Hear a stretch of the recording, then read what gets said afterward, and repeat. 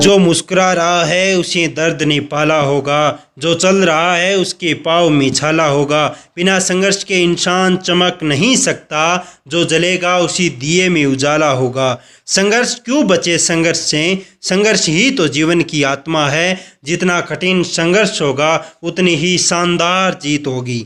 एक बार एक किसान भगवान से बहुत नाराज हो गया था। किसान बहुत मेहनती था, बहुत मेहनत से अपने खेतों में अनाज उगाता था, उसकी देखभाल करता था, पर अक्सर उसकी फसल खराब हो जाती थी। कभी सूखा पड़ जाता था, कभी बाढ़ आ जाती थी, कभी तेज धूप, कभी आंधी, कोई न कोई कारण बन ही जाता था कि उसकी फसल खराब हो जाती थी। एक दिन वह किसान गुस्से में आसमान की ओर देखकर भगवान से कहा, हे ईश्वर, आप तो सर्वज्ञाता है, मानते हैं कि आप सब जानते हैं, कहते हैं कि आपकी इच्छा के बिना एक पत्ता भी नहीं हिलता, पर मुझे तो ये लगता है कि आप छोटी से छोटी बात भी नहीं जानते। आपको ये नहीं पता कि खेती बाड़ी कैसे होती हैं।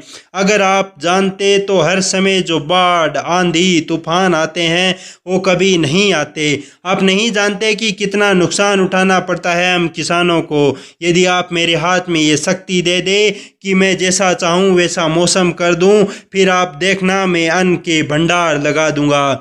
भगवान इस किसान के तिक्के वाक्य सुनकर मुस्कुरा रहे थे।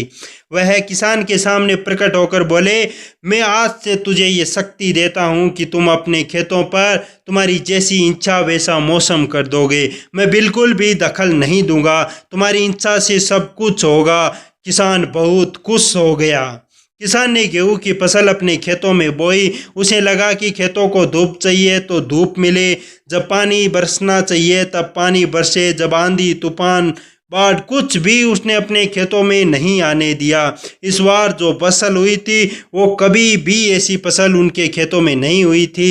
हरी भरी लहराती फसल, मन ही मन वह बहुत खुश हो गया और सोचने लगा, अब सबूत के साथ दिखाऊंगा भगवान को कि इसे कहते हैं शक्ति का सही उपयोग। मेरी सफलता देखकर उन्हें अपने नियम जरूर बदलने होंगे। कुछ दिन गुजरे, फसल कटने को तैयार हो गई। किसान बहुत उत्सुकता के साथ फसल को काटने लगा और जैसे ही उसकी फसल गेहूं की बलियों पर गया तो उसने अपनी सर पटक लिया और जोर जोर से रोने लगा। गेहूं की एक भी बली के अंदर गेहूं का दाना नहीं था, सारी बलियां अंदर से खाली थी।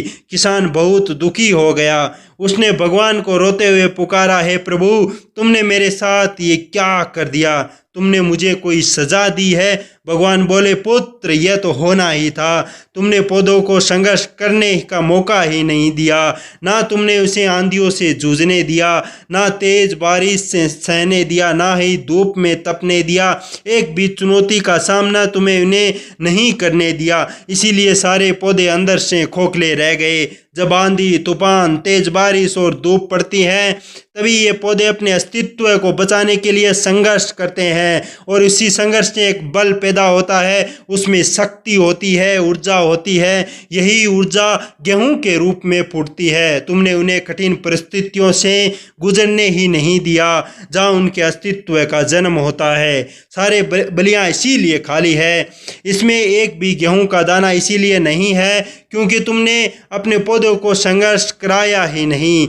याद रखिए, स्वर्ग में स्वर्गीय आभास तभी होता है जब वह आग में तपने, गलने और हथौड़ों से पीटने जैसे संघर्ष से गुजरता है।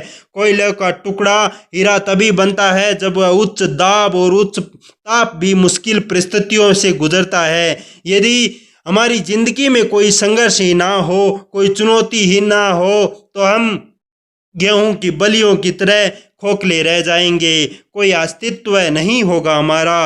विपरीत परिस्थितियां, चुनौतियां हमें और अधिक निकारती हैं। यदि जीवन में कठिन परिस्थितियां और चुनौतियां आए तो घबराना मत, बल्कि सामने खड़े रहना, विश्वास रखना। आप और अधिक निखर जाओगे और अधिक मजबूत हो जाओगे। किसी ने सही कहा है, जिंदगी जीना आसान नहीं होता, बिना संघर्ष के कोई महान नहीं होता। जब तक ना पड़े हथौड़ों की चोट तब तक पत्थर भी भगवान नहीं होता। जय हिंद, जय Bharat. Thank you for watching this videos.